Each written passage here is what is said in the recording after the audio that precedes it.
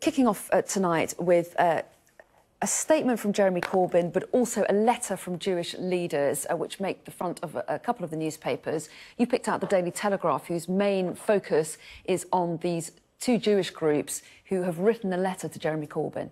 Indeed, this is the Board of Deputies of British Jews and the Jewish Leadership Council who've combined to write this letter expressing their concern, firstly, about the existence still of anti-Semitism, the apparent resurgence of anti-Semitism, unfortunately, in relatively mainstream British politics, but also their criticism in very strong terms of Jeremy Corbyn's repeated failure to deal with this. And to be honest with you, I'm completely ashamed that this is even necessary in Britain in 2018. This is what we've come to, is that major groups representing large portions of the British Jewish community feel that somebody who is a would-be Prime Minister has behaved so, at best, should we say, incapably in facing this bile, that they need to go public in this way and to hold a protest in Westminster. I think it's a shame on all of us, quite frankly, that it's come to this point. Well, yes, and it's very specifically targeted at Jeremy Corbyn. Oh, yeah, no, himself, there's absolutely no question it's about Jeremy Corbyn because he said that some cartoon shouldn't have been taken away that was clearly anti-Semitic,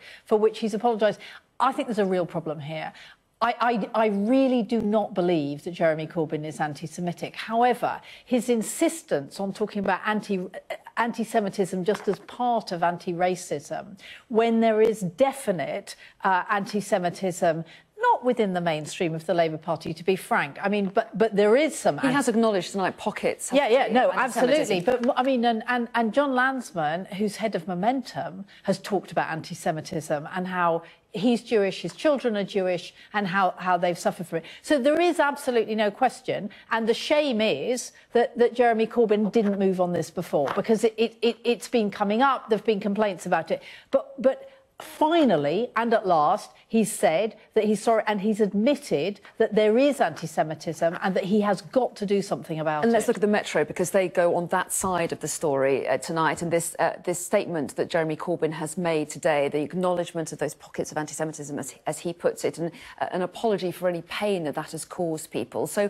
how far do you think that will go to try to address some of the issues that these Jewish leaders are raising in their letter? Well, it's clearly a statement that's been issued in the hope that it can head off some of these issues, but it does not really address it. The original statement from these two bodies talks about Jeremy Corbyn's habit of issuing empty statements, effectively paying lip service to concern about, as you say, anti-Semitism and all forms of racism, as he normally terms it, but then failing to take material, serious action, failing to really confront the problem. And I'm afraid of Jeremy Corbyn's statement saying there are pockets of anti-Semitism in the Labour Party, as if they're somewhere out there floating around, does not address a core part of the problem, which is that whether it's him looking at this anti-Semitic mural and comparing it to a great artist of the past, and he said he didn't look at it properly. Well, he said he didn't look properly, but I don't know how much more closely you have to look at a mural which features caricatured Jews playing Monopoly for money on the backs of suffering people without realising that that's its central feature and that it is anti-Semitic.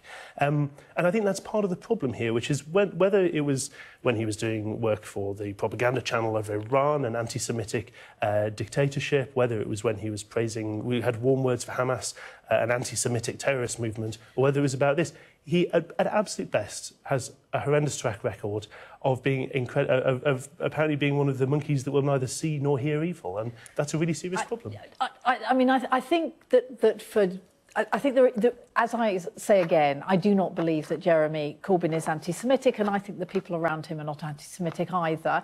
And I think there is sometimes a conflation between people who are pro-Palestinian that goes into anti-Semitism and their problems with Israel. Now, I think there's an enormous difference, and I think, you know, there are lots and lots of Jewish people who are pro-Palestinian who find problems with the Israeli government. But I do think there's laziness in some parts of the left about trying to take these two things apart. And I think it is time, and I do know that, I mean, it is not just Jewish groups outside the Labour Party, that within the Labour Party, a lot of Jewish people are very, very unhappy about the way that this has been done. So I think at last it's come to a head, and it's got to be done. But one of the problems is tweets, and actually there are an awful lot of somebody like Margaret Hodge has had anti-Semitic tweets like never before. But actually, so has Diane Abbott had racist tweets. And the problem with things like Twitter is it actually brings up racism, anti-Semitism, horribleness. And his supporters point out that he's consistently fought racism in all its forms, and so they agree with you in saying that he hasn't got an anti-Semitic bone in his body. That's some of his supporters have been talking about today. But what do you think he does need to do now? In his statement, he talks about intending to reach out and meet community leaders and to pursue this issue. What else do you think he needs to do? Well, I think the first thing that needs to happen is the mealy-mouthedness of this needs to end. I think he needs to be very clear that, of course, it's possible to criticise the failings of the government of Israel. I criticise the failings of the government of Israel. But I think, for example, he needs to be quite clear that opposing the existence of Israel is a very different matter and actually is an anti-Semitic view for someone to hold. I think there are various people who would describe themselves as enthusiastic Corbynites who unfortunately do hold views like that and seem to think that it doesn't count somehow. I think he needs to be he needs to actually change their policy to be far more strict on these things when they do come up. The fact is that ultimately I, as a not Jewish person, am concerned and pretty disgusted and repelled to see this stuff happen. Ultimately, this judgment of whether he's done enough comes down to the people who suffer from this racism. And he has to do enough to convince these organisations, but also the wider community, that he and his party and the people he associates with are not going to tolerate this anymore.